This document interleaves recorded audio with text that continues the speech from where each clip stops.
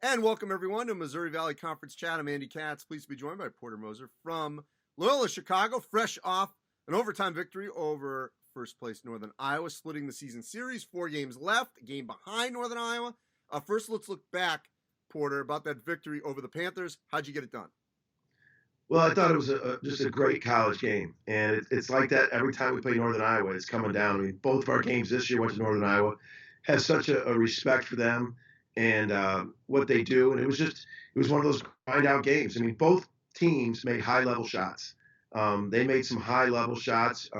We did too, and it was one of those things where it came down to the end. And but I think that's where the Valley's been traditionally this late in the season.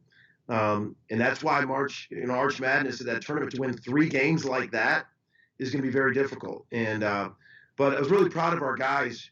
You know, we wanted to foul at the end, and we didn't get it done. And that's on me because of the communication. We fouled twice in a row, and AJ Green hit just a spectacular shot to send it in overtime. And sometimes that can be a gut punch. And how we reacted in overtime to take the lead, and they did the exact same thing to us.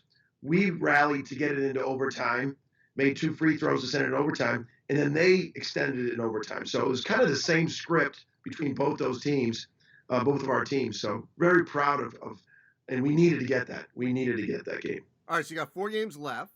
What's it going to take to catch them? Well, obviously, since we don't play them again, we need some help. You know, we got to really take care of our own business. But when you're one behind with 4 games, you need someone else to knock them off.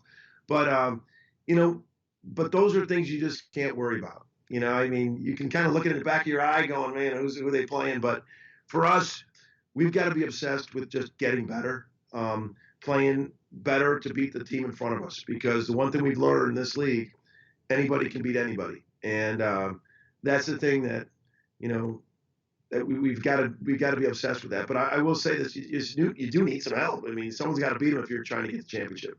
All right, look, I'm not just doing this because I'm doing this for the Valley, but in my Power 36 this week, I had both you guys and Northern Iowa in there at the back part of my Power 36 because, you know, just because you knock them off shouldn't knock them out, but I think you guys deserve that as well.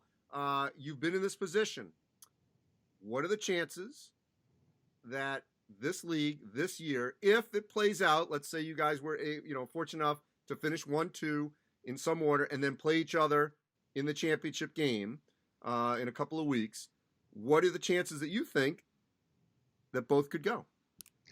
Well, I do think that Northern Iowa, you know, their non-conference, the victory at Colorado, the South Carolina victory, they've done it night in, night out. I think they've built a resume that deserves to get in. I really do. And, you know, obviously we all got a bunch of games, 4 left here, and then the tournament. I've been a Valley guy, played in it and coached in it.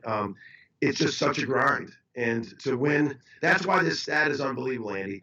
Up until last year, first round games in the NCAA tournament, the Valley went 10-0 going into last year. And Bradley gave Michigan State all they can handle, and Michigan State was the Final Four team. To win 3 games in St. Louis after our schedule has proven that it's a tough out in the NCAA tournament. And I think that's great for the NCAA tournament. I think that's great to, you know, for us, it's been split on our Final Four run. People said we weren't in. People said we were in. You never really know. But what a shame that would have been if we would have lost in the conference finals and not got in that year. I think that's part of a longer discussion. But I do think Northern Iowa's put themselves in a position with the opportunities they had. We all don't get a lot of opportunities. The opportunities they had, you know, they took advantage of it. So I think they're deserving. And last thing, Porter, you've got still some, you know, residue of that Final Four team on this team, you know, especially Cameron.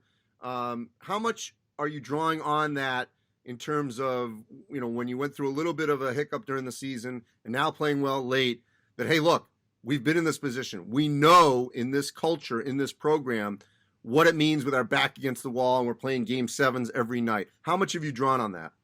We've drawn a lot. Like it's about our culture, not just particularly that team, but we do draw on it. It's about getting better this time of year. Even our Final Four year, remember Custer went down for 5 games, Richardson went down for like 12, and we had a hiccup or two, and then we were getting healthy, and we were just so focused on playing our best in February and March and getting better game to game. And we've talked about that. Keith Clemens missed the beginning of the year. People look back at some of our hiccups early in the year. And we're getting healthy. We're getting better. The newcomers are getting mature. And we draw on a lot, Andy, because I think that's what you want to do. And it goes back to our mutual friend, Rick Majerus. Everything is about getting better so you're playing your best February and March. And we talk about that a lot. Porter, appreciate it. Thanks.